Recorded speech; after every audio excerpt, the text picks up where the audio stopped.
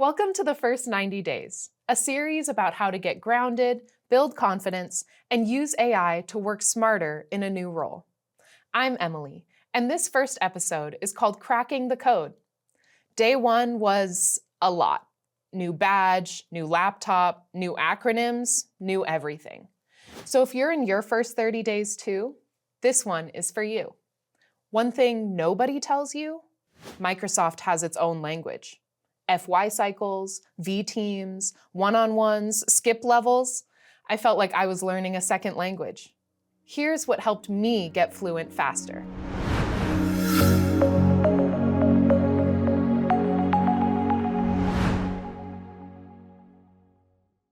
First, ask your manager for a map.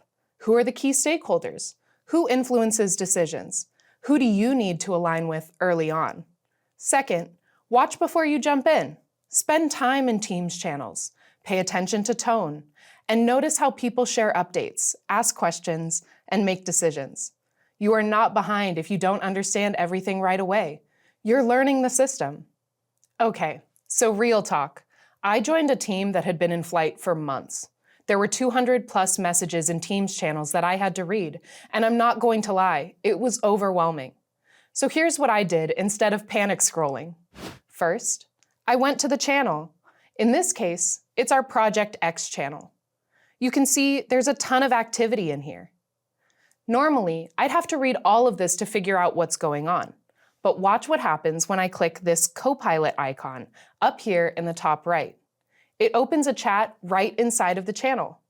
Now, I'm going to type a prompt, and I want you to see exactly what I type because this is something you can copy on day one. I type, summarize the key decisions and action items from the last 30 days in this channel. And I hit send. Give it just a second, and look at that. It just gave me a clean, organized breakdown. Decisions the team made, things still in progress, and who owns what. I didn't have to read a single thread. Now, here's a bonus move. I'm going to ask a follow-up. Who has been the most active in this discussion? That tells me who the key voices are, who I should probably introduce myself to first. This one habit, using Copilot to get up to speed in a channel, probably saved me 4 hours in my first week. And the prompts are simple. You don't need to be fancy. Just ask it like you'd ask a colleague. I want to tell you about week 2. I had my laptop set up, I'd been to orientation, I knew where the coffee was, and I remember sitting at my desk thinking, okay, now what? Nobody had come to introduce themselves, no one had pulled me into a conversation or said, hey, come sit with us. And for a second, I thought, is something wrong with me? Nothing was wrong with me. That's just how it works, especially in a hybrid environment. And the sooner you understand that, the better. Here's the truth. Building your network at a new company is not a nice to have. It is the work. The people who grow fastest in their careers aren't always the ones with the most technical skills. They're the ones who know how to build trust quickly, who understand how decisions get made, and who have relationships across the org before they need to cash them in. But I also want to be real with you, because when I first heard that I needed to network, I felt a kind of dread. It can feel fake. It can feel like you're bothering people. It can feel like you have nothing interesting to offer yet because you just got here. And those feelings are normal. They're also not true. Here's what actually helped me. First, reframe it. You're not networking, you're learning. You're curious about people's work, their path, their perspective. That's it. Second, be specific when you reach out. Don't just say, I'd love to connect. Say, I'm new to the team. I'm working on X, and I'd love 20 minutes to hear about your work on Y. Specific asks get yeses. Third, come with questions, not an agenda. In my first 2 weeks, I sent 10 coffee chat requests to people on my team and to cross-functional partners. Most said yes, and I asked them 2 things. What's something about your role that surprises people? And what's one thing you wish you'd known in your first 90 days?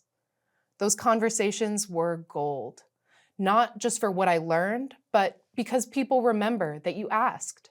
I'm going to challenge you to start with 5 people. That's it. 5 coffee chats in your first 30 days. That's 1 a week. It's manageable, and it will change how you experience your new job. Okay, this is the kind of email I actually sent early on. It's not terrible, but it's vague. Hi, Bob. I hope you're doing well. I just joined the team and would love to connect sometime. I think that what you're working on is really interesting, and I'd love to learn more. Let me know if you ever have time. Cringe, right? It's vague, it's a little too bubbly, and honestly, why would a busy director say yes to that? Here's what I wish I'd done. Let me show you how I write these emails now. I open Outlook, start a new message, and I just brain dump. I don't try to make it perfect. I type something like, "Hi Bob, I'm Emily. I recently joined my team.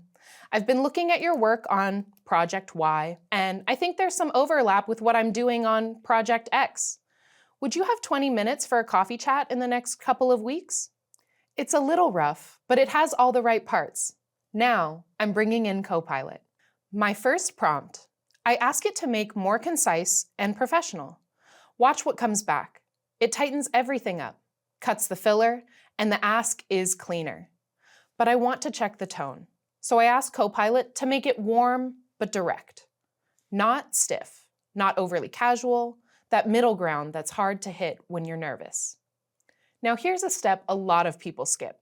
I ask Copilot, does this email have a clear ask?